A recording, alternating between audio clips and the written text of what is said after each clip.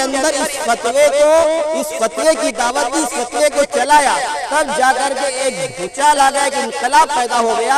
हाँ भाई, अंग्रेज को भगाना है, अंग्रेज को भगाना है, देश को आजाद कराना है। हैदर अली रहमतुल्लाह अलैह शहीद हुए, टीपू सुल्तान शहीद रहमतुल्लाह अलैह, जिनके शहीद होने के बाद ही अंग्रेज ने कहा था कि आज से हिंदुस्तान हमारा है। वही थे जो सबसे पहले दारुल उलूम देवबंद के शागिर्द हज़रत शेखुल हिंद रहमतुल्लाह अलैह, जिनको महमूद हसन देवबंदी कहते हैं। ये मदारिस का किरदार है, ये किरदार कभी ख़त्म नहीं होगा। अस्सलामु अलैकुम वरहमतुल्लाहि वबरकातुहू। नाज़रीन, अगर आप हमारे चैनल में नए हैं तो हमारा चैनल यस्सर चैनल को सब्सक्राइब करें और बेल आइकन को दबाएं ताकि नए नए वीडियो अपलोड होते ही आप तक नोटिफिकेशन के ज़रिए पहुंच सके। जज़ाकल्लाह। नहमदुहु व नुसल्ली अला रसूलिहिल करीम, अम्मा बाद, फ़अऊज़ु बिल्लाहि मिनश शैतानिर रजीम, बिस्मिल्लाहिर रहमानिर रहीम। वला तक़ूलू लिमन युक़्तलू फ़ी सबीलिल्लाहि अम्वातन बल अहयाउन वलाकिन ला तशऊरून।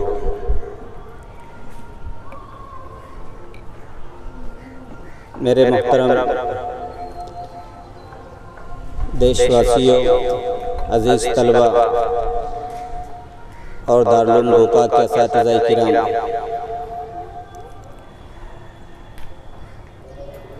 माशाअल्लाह तफसीली गुफ्तगू आप हज़रात के सामने असातिज़ाए किराम की ज़ुबानी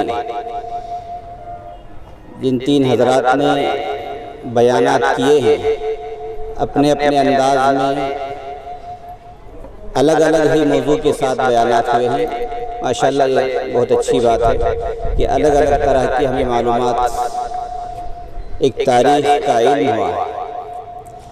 मुझे अब इस बारे में कुछ नहीं बोलना है, सिर्फ इतना बताना है कि हमारे अकाबिर उलमाए किराम जो देश के लिए जिन्होंने कुर्बानियाँ दी हैं, जिहाद का फतवा अंग्रेज़ों के ख़िलाफ़ निकालने वाले हम ही हैं और देश के लिए शहीद होने वाले भी हम ही हैं। और हज़रत शाह वलीउल्लाह मुहद्दिस दहलवी रहमतुल्लाह अलैह से लेकर हज़रत मौलाना अबुल कलाम आज़ाद तक भी हम ही हैं। बताने का मकसद ये है कि शुरू से लेकर आखिर तक हम ही हम हैं। हम लोगों ने ही उनको अपने साथ में लिया था, न कि उन्होंने हमें साथ में लिया। इसलिए कि मुल्क हमारे से छीना गया था, उनसे मुल्क छीना नहीं गया था। इस मुल्क को चलाने वाले, इस मुल्क को रंग रोगन करने वाले, इस मुल्क की बुनियादों को खड़ा करने वाले, इस मुल्क को सोने की चिड़िया बनाने वाले वो हम ही लोग थे। उसी सोने की चिड़िया की बू अंग्रेजों तक पहुंची थी, इसीलिए वो इसी नीयत के साथ कि यहाँ बहुत कुछ है, हिंदुस्तान के अंदर बहुत कुछ मिलेगा, इसीलिए वो उसी नीयत से यहाँ पर तिजारत की गरज से हिंदुस्तान ताजिर बन करके, बिजनेसमैन बन करके आए और तकरीबन 150 साल तक उन्होंने तिजारत की। तकरीबन 150 साल तक तिजारत की। जब औरंगज़ेब रहमतुल्लाह अलैह का दौर और इसी तरह से शाह मुअज़्ज़म जो उस वक्त के आखिरी बादशाह थे, उनका दौर ख़त्म हुआ। उसके बाद मुगलिया सल्तनत कमज़ोर पड़ गई। इनको 150 साल गुजर चुके थे, पूरे यहाँ के हालात से वो वाकिफ़ हो चुके थे। इसलिए उन्होंने सोचा कि बजाय इसकी तिजारत करें, अब जंग के मैदान में उतर जाएं। इसलिए कि जो तिजारत की नीयत से जो लोग आए थे वो असल में फौजी थे, लेकिन रंग और ढंग वो जो था तिजारत और एक बिजनेसमैन का था। आखिर में तो ऐसा होने लगा कि बजाय तिजारती माल आने के यूरोप से हथियार आने लगे। तो इस तरह से साजिशें होती रही। बहरहाल औरंगज़ेब रहमतुल्लाह अलैह के बाद, मुअज़्ज़म शाह के बाद मुगलिया हुकूमत बहुत कमज़ोर हो चुकी थी। उसका फ़ायदा उठा करके अंग्रेज़ों ने मैदान संभाला। तो उस वक्त जो बादशाह थे सिराजुद्दौला, बहुत बहादुर बादशाह थे, इसलिए वो भी पलासी के मैदान में अंग्रेज़ों के खिलाफ खड़े हो गए और जंग हुई। बड़ी जोरदार जंग हुई, पलासी की जंग बड़ी मशहूर जंग है। लेकिन कुछ गद्दार किस्म के लोग होते हैं, अपनों में जो आस्तीन के सांप होते हैं, जिन्हें नंगे नंगे नंगे दीन, नंगे वतन, नंगे मुल्क कहा जाए, उनका नाम है मीर जाफर। इन्होंने गद्दारी की, इसने गद्दारी की, इसने शाह सिराजुद्दौला को शिकस्त दी। उसके बाद शाह शुजाउद्दौला 1863 में उन्होंने फिर अंग्रेजों के खिलाफ जंग की, उनको भी शिकस्त दी। ये जो हमारा सिलसिला है 1857 से पहले यानी 100 साल पहले से ये हमारा सिलसिला है। हम लोगों ने उस वक्त जंग लड़ी है जबकि बिरादरान वतन को ये ख्याल भी नहीं था कि हमें जंग लड़नी है, देश को आज़ाद कराना है। यानी 100 साल की कुर्बानियां उलमा ने दी। उसके बाद 1857 तब आता है जब 1857 गुजर जाए, तो 100 साल का कुर्बानी देते रहे। इस दरमियान में भी हैदर अली रहमतुल्लाह अलैह शहीद हुए, टीपू सुल्तान शहीद रहमतुल्लाह अलैह, जिनके शहीद होने के बाद ही अंग्रेज ने कहा था कि आज से हिंदुस्तान हमारा है। इतनी बड़ी रुकावट थे वो। और ये टीपू सुल्तान शहीद रहमतुल्लाह अलैह हमारे ही हिंदुस्तान के जुनूब के रहने वाले थे, कर्नाटक शेर मैसूर जिनको कहा जाता है। मैसूर इसलिए बोला जाता है कि उस वक्त पूरे हमारे कर्नाटक का नाम मैसूर था। ये कर्नाटक नाम बाद में पड़ा।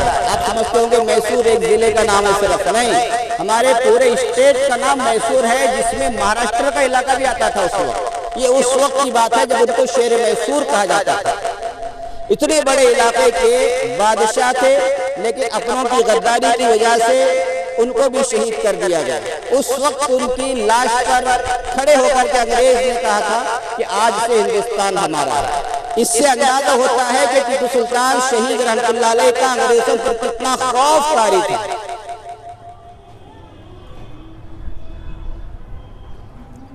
बड़ी लंबी दास्तान है टीपू सुल्तान शहीद रहमतुल्लाह अलैह की, उस तरफ नहीं जाना है। मुख्तसर बात बतानी है कि 1857 से पहले 1799 भी आता है जिसमें टीपू सुल्तान शहीद रहमतुल्लाह अलैह शहीद हुए। लेकिन इस तारीख को लोगों ने छोड़ दिया, ऐसे मुजाहिदीन आजादी को भुला दिया। शामली के मैदान को भुलाया, थाना भवन के मैदान को भुलाया, सहारनपुर के मैदान को बुलाया, मेरठ के वाकयात को बुलाया। न मालूम कितने इस तरह के सैकड़ों वाकयात हैं जिसमें मुसलमान उलमाए किराम और मुसलमान इस देश के लिए कुर्बानी देकर के शहीद हो चुके थे। आप इसी से अंदाजा लगाएं मुसलमानों की कुर्बानियां।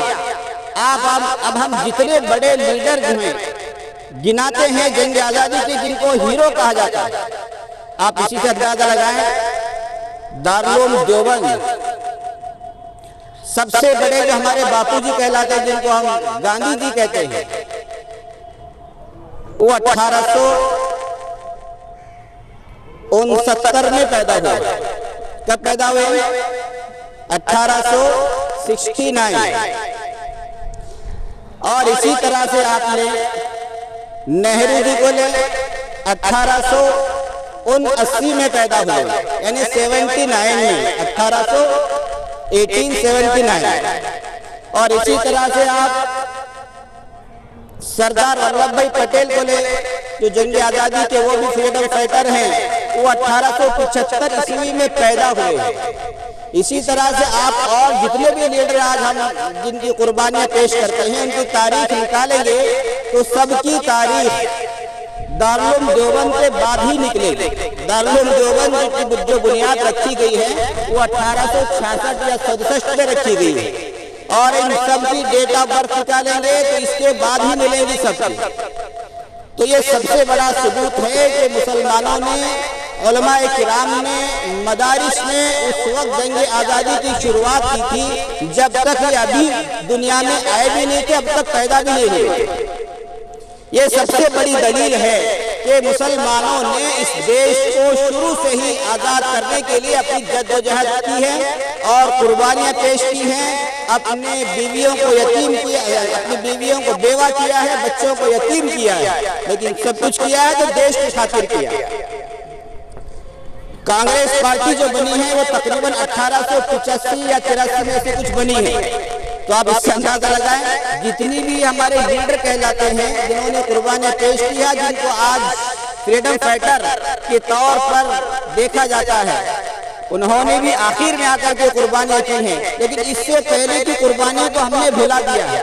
मदारिसे इस्लामिया ने, दारुल उलूम देवबंद ने जहां मिल्लत की जिहालत को खत्म किया है, मिल्लत से अंधेरे को खत्म किया है, मिल्लत से जुल्मात को खत्म किया है, वहीं उसने इस देश की, इस मुल्क की रहबरी की है और जंग आज़ादी में रहबरी का रोल अदा किया है, रहनुमाओं का कायदाना रोल अदा किया है। ये वही मदारिस थे जिन्होंने सबसे पहले फतवा दिया कि अंग्रेजों के खिलाफ जिहाद फर्ज हो चुका है।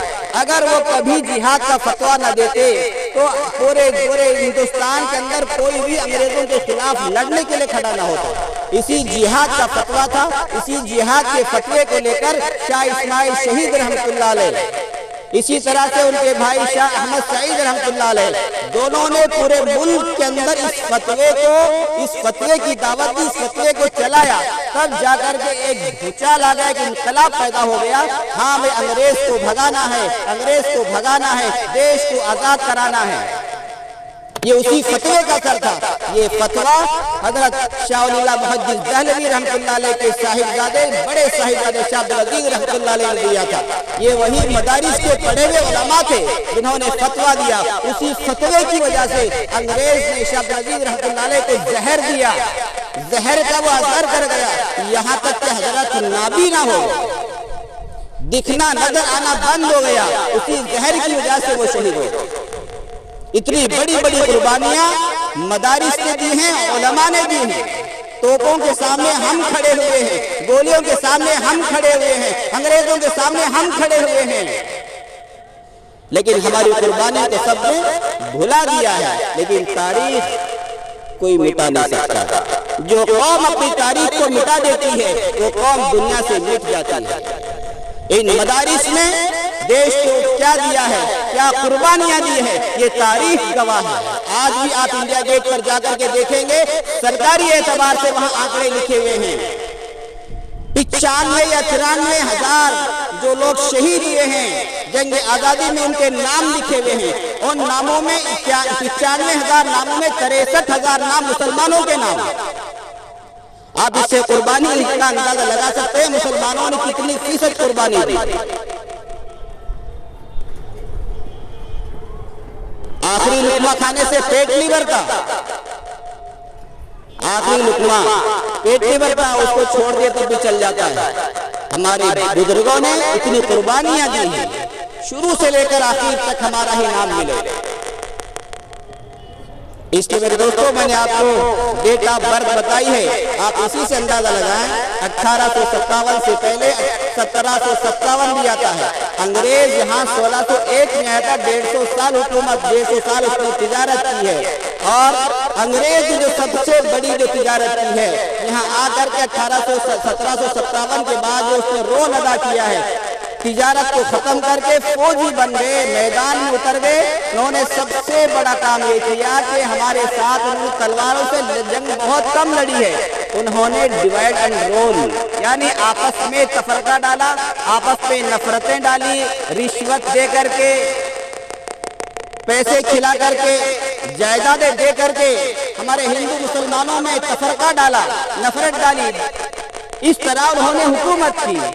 ऐसे हालात में सबको एक करके, सबको एकजुट होकर के, हिंदू को, मुसलमान को, सिख को, ईसाई को, सब एक होकर के, हिंदुस्तानी होकर के हमने जंग आजादी लड़ी। तब जाकर के अंग्रेज यहाँ से जाने पर मजबूर हुआ है।